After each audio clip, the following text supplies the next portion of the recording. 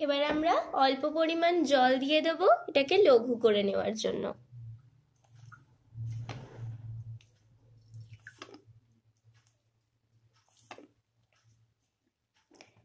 এবার প্রথমটার মধ্যে আমরা কিছুটা পটাশিয়াম কার্বনেট সলিউশন দিয়ে দিচ্ছি।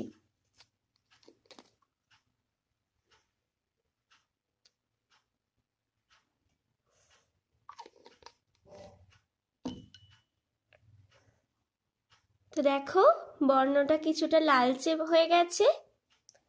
এবার এর পরেরটায় আমরা পটাশিয়াম ফেরোসায়ানাইড দ্রবণ দিচ্ছি।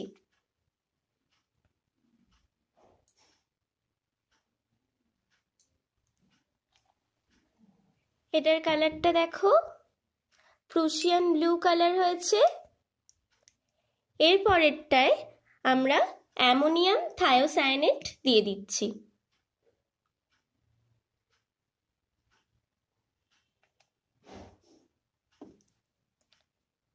এটা দেখো পুরো ব্লাড রেড কালার হয়েছে। দেখলে কালারগুলো কি সুন্দর লাগছে।